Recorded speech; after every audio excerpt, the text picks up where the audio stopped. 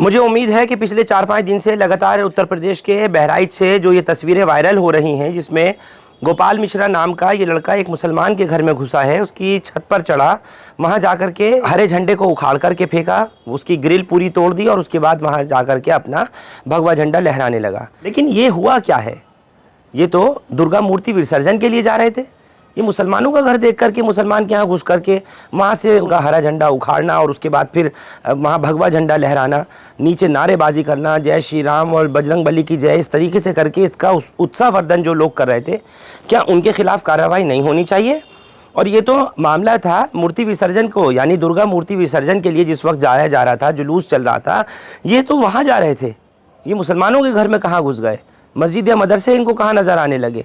ये जो भी कुछ हुआ, गोपाल मिश्रा की मौत के जिम्मेदार कोई और नहीं बल्कि वो लोग हैं जिन्होंने उसको उकसाया, जो उसका उत्साहवर्धन कर रहे थे, जो उसको ऊपर चढ़ने के बाद उस झंडे को उखाड़ने के लिए कह रहे थे, जो लगातार नारे लगा रहे थे और उसके अंदर इतना जोश भर रहे थे कि वो बिल्कुल ही आपे से बाहर हो गया। और नतीजा ये हुआ कि उसको गोली मारी गई, जो कि बिल्कुल नहीं करना चाहिए था।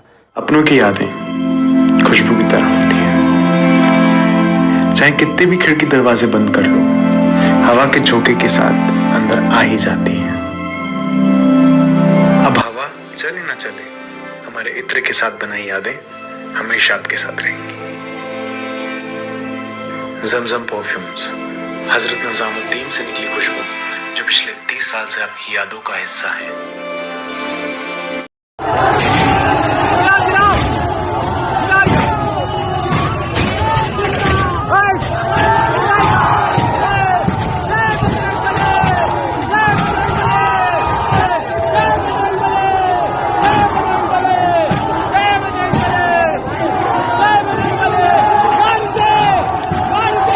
पिछले 10 साल में इस तरह की तस्वीरें आप लोगों ने एक बार नहीं बल्कि मुताद्दिद बार देखी होंगी कि कहीं एक धार्मिक जुलूस निकल रहा है, डीजे बज रहा है, लोग नाच गाने कर रहे हैं और उसके बाद हम ये देखते हैं कि किसी मस्जिद मदरसे के पास जाकर के वो भीड़ अचानक रुक जाती है, डीजे वहीं ठहर जाता है और सब वहीं थम जाते हैं।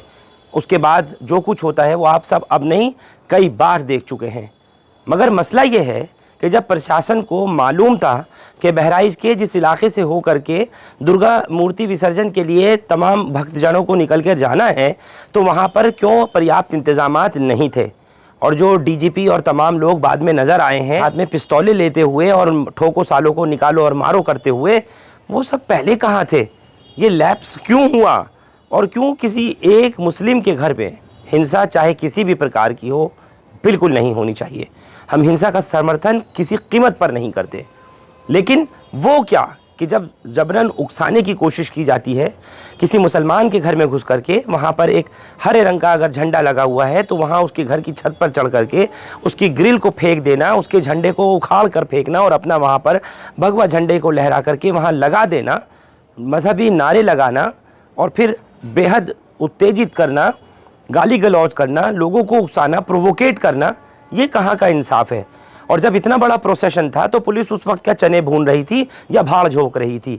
वही यूपी एसटीएफ जो बिहड़ों से, जंगलों से, जो भारत और नेपाल का बॉर्डर है, वहाँ के जंगलों से बाकायदा भागते हुए इस मामले के 5 में से 2 मुलजिमों को गोली मार करके उनका हाफ एनकाउंटर करके वापस भी ले आती है। जब इतनी सूचना LIU के पास होती है, इंटेलिजेंस एजेंसीज़ के पास थी, पुलिस के पास थी, तो क्यों उस वक्त में कि जिस वक्त प्रोसेशन जा रहा था, जुलूस जा रहा था मूर्ति विसर्जन के लिए दुर्गा माता की, तो उस वक्त में कहाँ सब चले गए थे सोने के लिए? तब इस बात का ख्याल नहीं था कि क्या कुछ किया जा सकता है और क्या कुछ नहीं किया जा सकता। उसके बाद जो कुछ हुआ, 36 घंटे तक लगातार बहराइच जलता रहा, उसको किसी ने नहीं कहा। मैं अब आपको वो तस्वीर दिखाना चाहता हूं जिसमें कि पुलिस के STF के जवान उन 2 लड़कों को, सरफराज को और तालिब को, गोली मारने के बाद में उनका हाफ एनकाउंटर करने के बाद जंगलों से लेते हुए आ रहे हैं और उनसे बातचीत चल रही है। जाहिर है कैमरा खुला हुआ है, रिकॉर्डिंग हो रही है। ये बात इन STF के जवानों को भी पता था कि जिस वक्त में हम लेकर के इनको यहाँ से चल रहे हैं तो कैमरे मौजूद हैं और इसकी प्रॉपर रिकॉर्डिंग कराई जा रही है। पुलिस कर रही थी वो सब कुछ। उस दौरान 2 पुलिस वालों में से जो आपस में बातचीत कर रहे हैं एनकाउंटर को लेकर उन बदमाशों से कहते हुए, उसमें एक पुलिस वाले के मुंह से इतनी बात जरूर निकल गई जो मैं चाहता हूं कि आप लोग जरूर सुनिए। सुरक्षित करिए इसको। भाई कहाँ है मेरे? यहाँ पे रहो, असला एक बार सुरक्षित करो, लेके आओ, चलो। चलो परेशान मत हो। गलत काम कर रहे हो तुम, पुलिस के ऊपर हमला कर रहे हो। हम लोग गलती नहीं करेंगे, हैं? कभी गलती नहीं करेंगे। क्यों गोली चला दी है पुलिस के ऊपर? सर हम लोग भागना चाह रहे थे कि फायर करके ये सब निकल गलत है ना? जाएंगे। गलती वहाँ की अपराध करो फिर दूसरी अपराध कर रहे हो। गलती हो गई सर। वो प्यार से लेके आ रहे थे, इतना भरोसा नहीं था तुम लोगों पर कि इस तरह करोगे। प्यार से लेके आ रहे थे, इतना भरोसा नहीं था तुम लोगों पर कि इस तरह करोगे। प्यार से लेके आ रहे थे, इतना भरोसा नहीं था तुम लोगों पर कि इस तरह करोगे। गौर से सुना आपने? जिस वक्त एनकाउंटर हो गया है सरफराज और तालिब का, तो उसके बाद जो यूपी एसटीएफ इनको लेकर आ रही है जंगलों से, तो आपस में बातचीत करते हुए चल रहे हैं। ये मालूम होते हुए कि रिकॉर्डिंग हो रही है, लेकिन उस रिकॉर्डिंग में एक बात तो बिल्कुल क्लियर समझ में आई। एक अफसर ने कहा कि एक तो अपराध किया, भागने की कोशिश कर रहे थे, ऊपर से एक और अपराध के पुलिस के ऊपर गोली चला रहे थे। बिल्कुल गलत था। लेकिन जो दूसरा जवान था उसकी बात सुनी आपने? मैंने उसको रिपीट किया है, एक बार फिर से सुनिएगा। वो कहता है कि हम आपको प्यार से ला रहे थे, फिर ये सब कुछ करने की क्या ज़रूरत थी? अगर प्यार से ला रहे थे तो फिर एनकाउंटर हुआ कैसे? यानी ये भागने की फिराक में थे। बराबर ये कहा जा रहा है भारत की सीमा से नेपाल की तरफ जाने की फिराक में थे। उससे पहले ही लोकल इंटेलिजेंस यूनिट को यानी LIU को इन्फॉर्मेशन मिल गई और STF ने वहाँ जाकर के ये कांड कर दिया। लेकिन अगर ये भागना चाह रहे थे तो फिर उस वक्त में इन्होंने गोली चलाई होगी और एनकाउंटर हुआ होगा। वो दूसरा जवान ने क्या कहा, मैं चाहूंगा फिर से एक बार सुनिए। प्यार से लेके आ रहे थे, इतना भरोसा नहीं था तुम लोगों पर कि इस तरह करोगे। प्यार से लेके आ रहे थे, इतना भरोसा नहीं था तुम लोगों पर कि इस तरह करोगे। प्यार से लेके आ रहे थे, इतना भरोसा नहीं था तुम लोगों पर कि इस तरह करोगे। क्या कि हम आपको प्यार से ला रहे थे, ये सब करने की क्या ज़रूरत थी? इसके ऊपर कई सवाल खड़े हो गए हैं। और सवाल ये भी है कि अगर प्यार से ला रहे थे तो उस वक्त प्यार से लाते में गोली चली थी, जो ये हाफ एनकाउंटर हुआ। दोनों ही लड़कों के पैर में गोली मारी गई, यानी हाफ एनकाउंटर किया गया। इसको लेकर के उत्तर प्रदेश के पूर्व मुख्यमंत्री अखिलेश यादव ने भी सवाल उठाए हैं। क्या कह रहे हैं अखिलेश यादव, एक बार सुनिए ज़रा।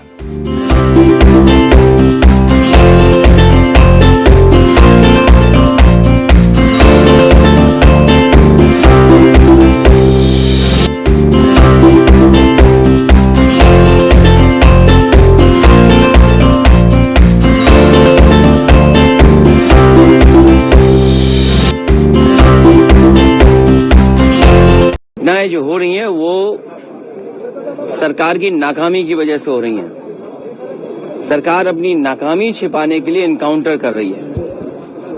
इनकाउंटर, नई परिभाषा में हाफ इनकाउंटर और भी कई परिभाषाएं जो सरकार ने बनाई हैं।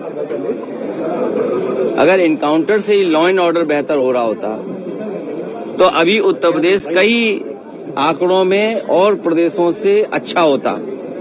जीरो टॉलरेंस का नारा देने वाले उन्हें खुद अपने आप पर सोचना चाहिए।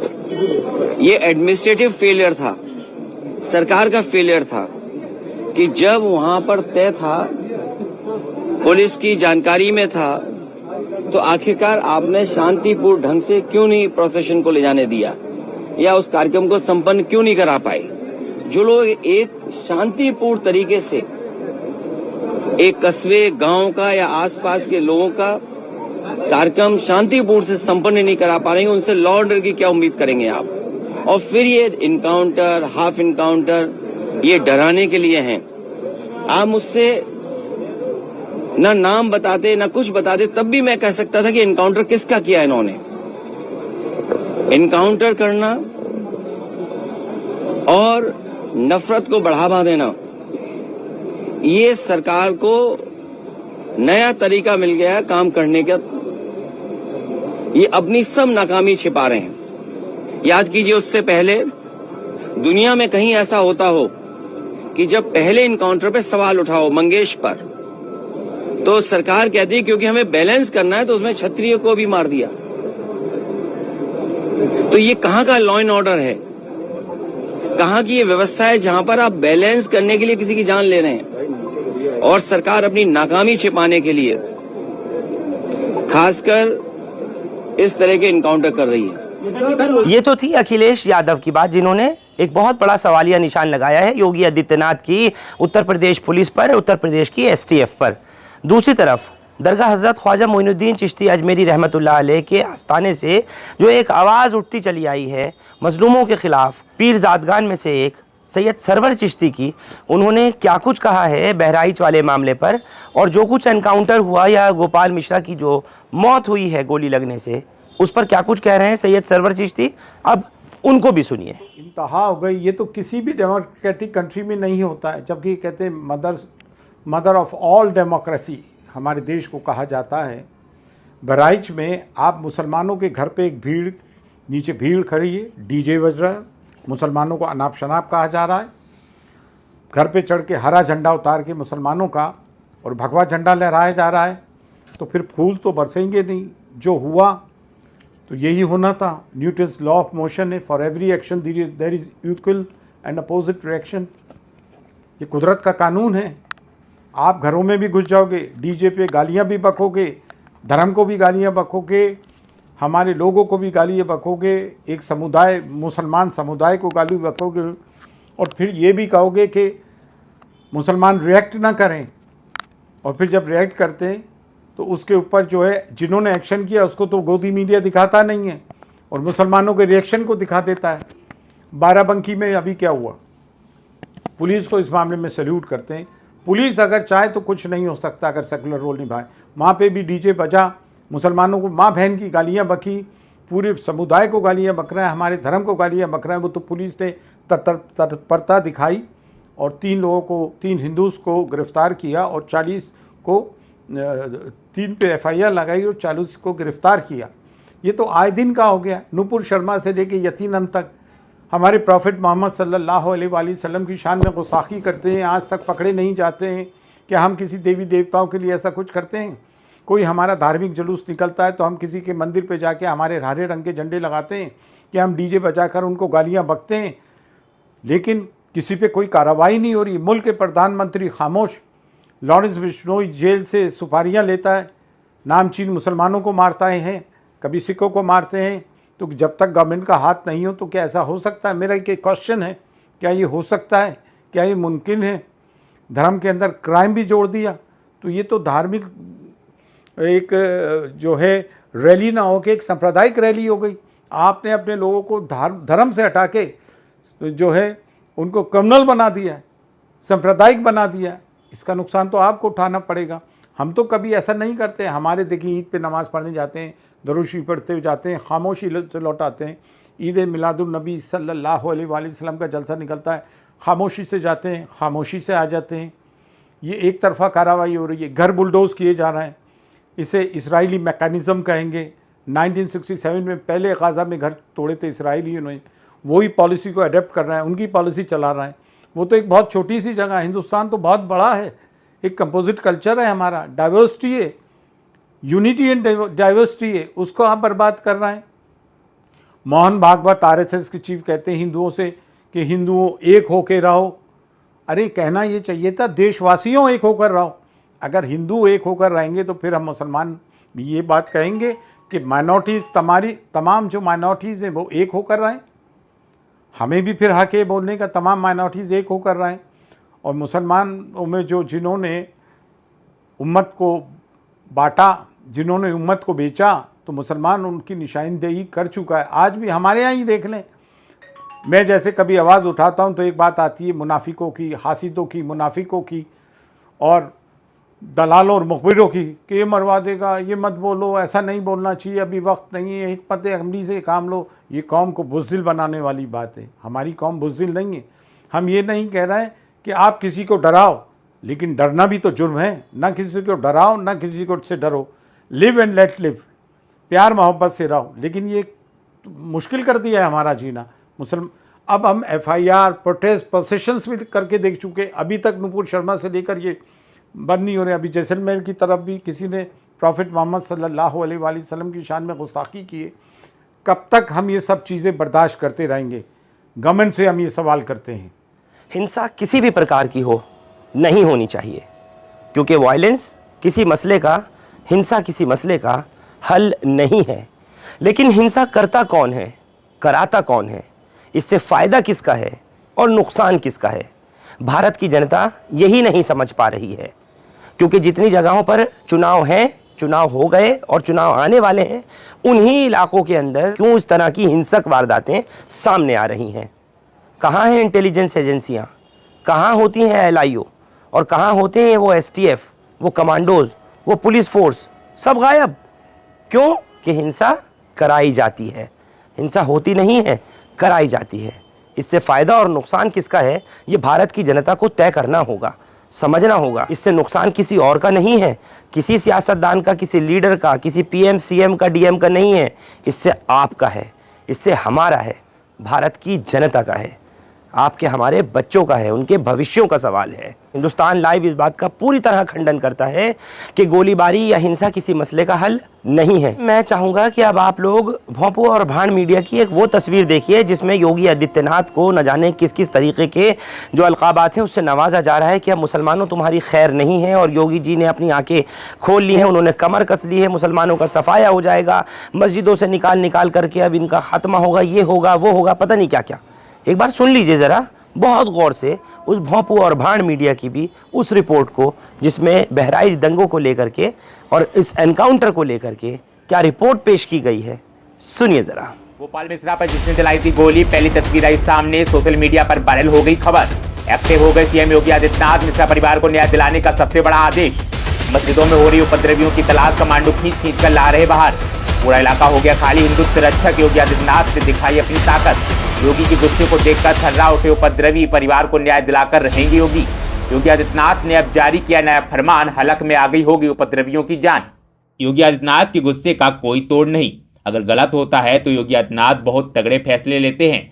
जिस तरीके से बहराइच में दुर्गा माता के विसर्जन के दौरान बवाल काटा गया, उसके बाद से ही योगी का गुस्सा चढ़ा हुआ है, पारा 7वें आसमान पर है। योगी आदित्यनाथ अब हर उपद्रवियों का हिसाब करने का मन बना चुके हैं। काले कपड़े में कमांडो बहराइच में तैनात हैं। पुलिस की टीम लगातार चौकस है कि किसी भी सूरत में जिन लोगों ने माहौल खराब करने की कोशिश की थी उनको बख्शा नहीं जाएगा। बताया जा रहा है कि कई सारे लोग मस्जिद में छिपे हुए थे और पुलिस आरोपियों की मस्जिद में भी तलाश कर रही है। मतलब आप समझ रहे होंगे कि पूरी तरीके से फुल प्रूफ प्लान योगी ने लॉन्च कर दिया, कोई भी बच नहीं पाएगा। जिन लोगों ने उस दौरान उपद्रव किया था उन लोगों को घुटने पर अब आना ही होगा।